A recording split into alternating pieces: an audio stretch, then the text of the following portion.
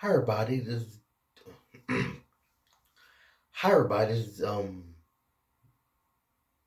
the Draven Knight, and I'm back with another video, and yeah, so today's video is gonna be about Xander's Flick's video about how he not how he created Crimson Cardinal, but it explains how the fans, his viewers, coming up with different ideas about his origins, the strengths and weaknesses and stuff like that. So yeah.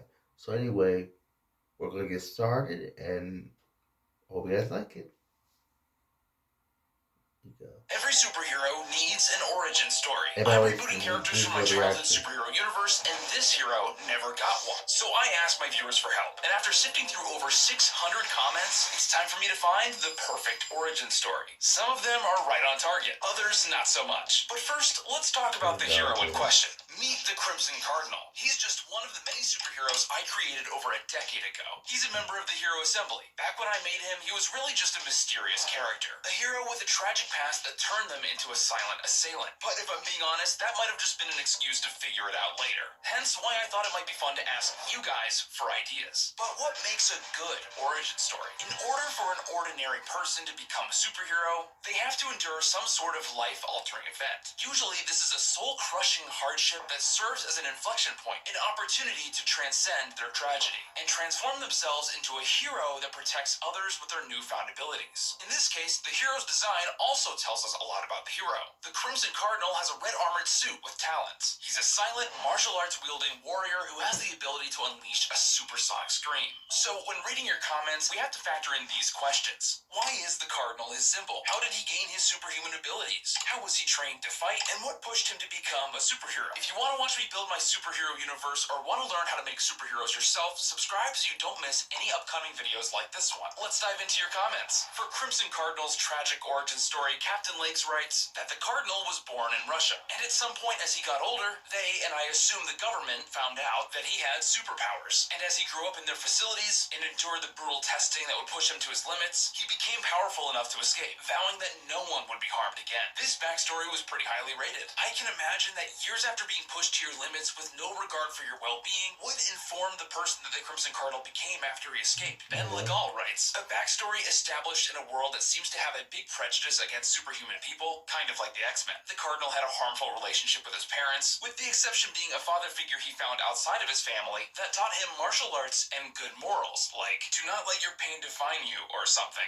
But in a hard left turn, tragedy strikes when his mentor is randomly killed by gang violence. So Cardinal ran away from home and became a superhero to take down the criminal underworld. Another very interesting origin story. It's not very clear how he got his powers, but it's clear how they negatively affected his life and forced him to find support in another mentor that ultimately helped shape him into someone who wanted to save others. Let's move on to the next one. Calix says he grew a beak and wasn't able to eat Pringles because he loved giving himself a duck beak, but now he has one. Akamiya 146 says Bro was raised by birds, but hunters killed his bird family, and now he fights crime to make sure no other family gets the same fate as his bird family. Ethan D. Harris writes a backstory that incorporates other characters from the superhero universe. Crimson's father was a great scientist, and as a kid, he would regularly watch him work on his inventions. Until inevitably something goes wrong, Crimson was caught in the crossfire, and it's revealed that Crimson's father was working on Shaka, who would go on to become a major supervillain. I do enjoy the fact that this backstory takes into account the bigger superhero universe here. As much as I do enjoy Cardinal and Shaka's origin stories being intertwined, I think we're missing some of the martial arts origin here, as well as how he came to be a street-level vigilante.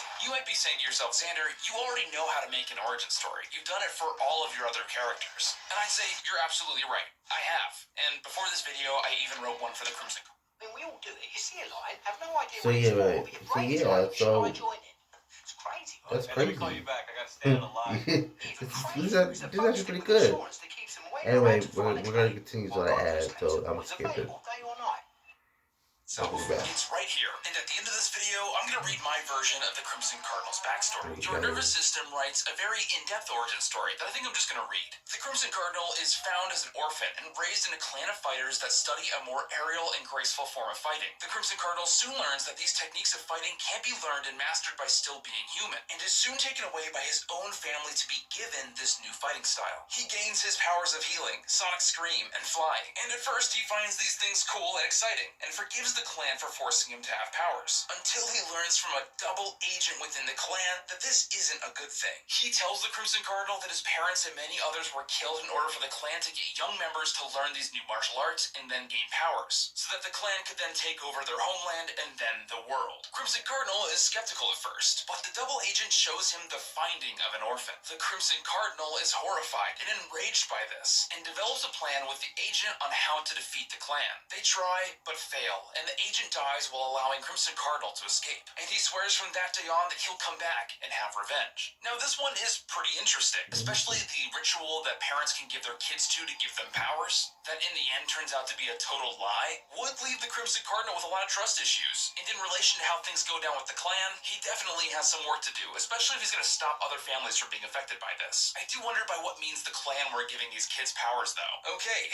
L Nation 6429 comes in with a dark backstory. Let's see how this delivers. When the Crimson Cardinal was a kid, he got into some horrible accident, maybe run over by a car. However, his healing factor kicked in and he survived. A crazed scientist heard about this and kidnapped the child. Two very traumatic things happening already. He figured because the kid could regenerate, he would be the only test subject he would ever need. Throughout all of these experiments, the Crimson Cardinal gained his other abilities. The tests were torturous for him. The only thing that kept him going was a small window in the lab. Through the window, he would see cardinals, wishing he could be one, flying freely and not trapped and tortured. Eventually, the scientist was caught and the Crimson Cardinal rejoined society. He then used the abilities gained from the tests to ensure that no kid would ever have to suffer like he did. He named himself after the thing that gave him hope of freedom, the Cardinals. I like that he mentions if you wanted to make the story more dark, the scientist could unalive the parents and even become a villain later on. And it's true, I don't think I ever gave the Crimson Cardinal a healing power, but I won't lie, it works well for this story. I think the strongest aspect this story has going for it is the connection that he forms with the Cardinals, with them being as a symbol of hope for him, in a time where he needed it most. Also, just a heads up, this next one is pretty dark. His parents get turned into chicken nuggets. I think if I keep trying to pronounce these usernames, I'm just gonna butcher them, but this user incorporates an interdimensional aspect to Crimson Cardinal's origin story. He was at his parents' lab when he accidentally opened a portal which transports a multi-dimensional beast that destroys the lab. He managed to hide before the portal sucked the beast back in and sent a shockwave around the area. He realizes a weird substance has formed and is severely burning his arm, but he doesn't care as he goes up to find that his parents are buried under all of the building's rubble. He was then able to use all of his hero power to raise the rubble, but it was too late. He decides to dedicate his life to saving others just like his mom told him to the day she passed. He soars the skies every day searching for breaks and cracks in reality to find this beast and get revenge. One day, a rift breaks through the street, and it's Bullet Boy. Bullet Boy was so fast he broke into another reality after unusually being directed to this reality by his mind. Bullet Boy somehow heard bird screeches from an interdimensional call to summon help from the Cardinal. This origin story does touch on some tragedy, as well as what he decides to do with his powers. I'll be honest, I never pinned Crimson Cardinal as an interdimensional hero, but I think it's a really fun idea. This one by Beans has a pretty satisfying twist at the end. The Crimson Cardinal, aka Fang Li, grew up in the mountain monasteries of Nepal, where he underwent brutal training and mastering martial arts alongside his older brother Fang